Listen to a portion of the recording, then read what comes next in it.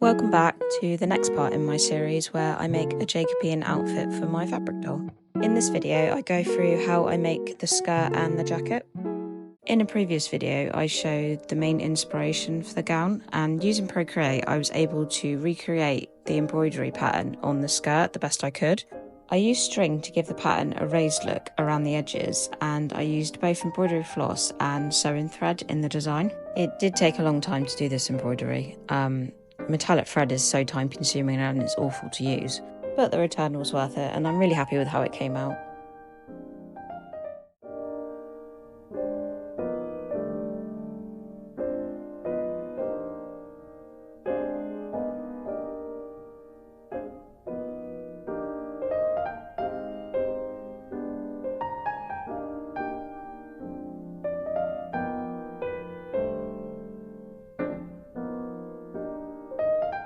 I used a water bottle to spray water onto the fabric to wash away the solution. I didn't want the skirt to be too thick because there's already a petticoat underneath and it would puff out the skirt too much, so I used a light fabric to line it.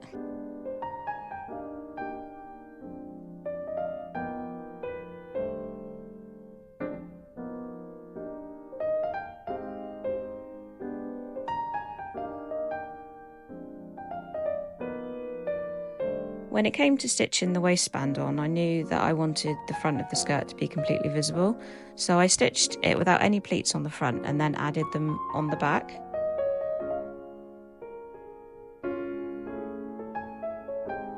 When it came to the jacket, I had a pattern shape in mind of how I wanted it to look, and I knew I wanted the neckline to be low, but I still had to draft the jacket onto the doll because of all the new layers that she's wearing. The only thing I didn't draft was the sleeves, which would turn out to be a mistake because they would end up being quite tight on her. In my research video, I mentioned a book, 17th Century Women's Dress Patterns, and in this book it goes into great detail about the pattern on the jacket shown. I took inspiration from these drawings, but wasn't able to recreate them exactly because my pattern pieces are too small.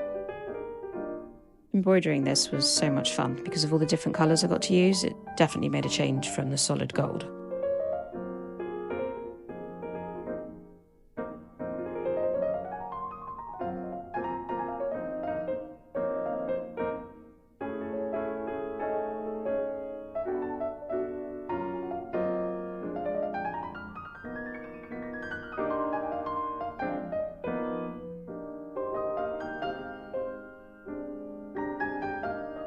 For the design, I used my trusty friction pen, and here I'm erasing it with my hairdryer, my fingers keeping a respectable distance this time.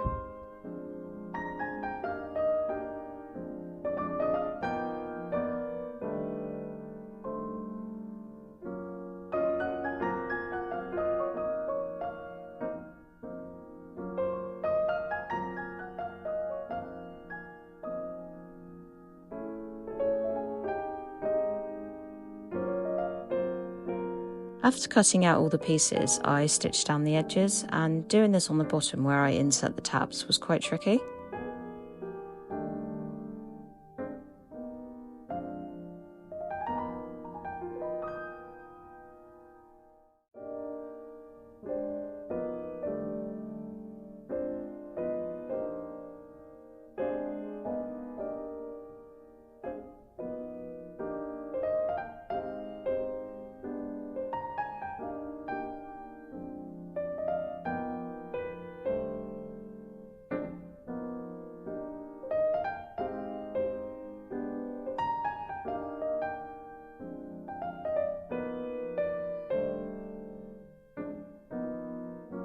I had originally planned to go over the white thread with embroidery floss, but in the end I liked how the jacket looked without it, and the thickness of the thread on the fabric would have made it really quite difficult.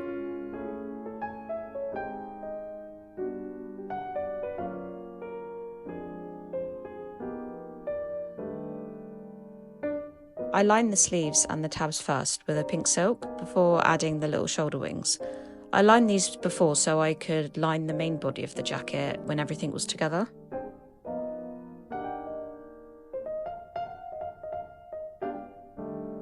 Lining the main body was quite tricky because the original pattern no longer fits the shape with the added tabs.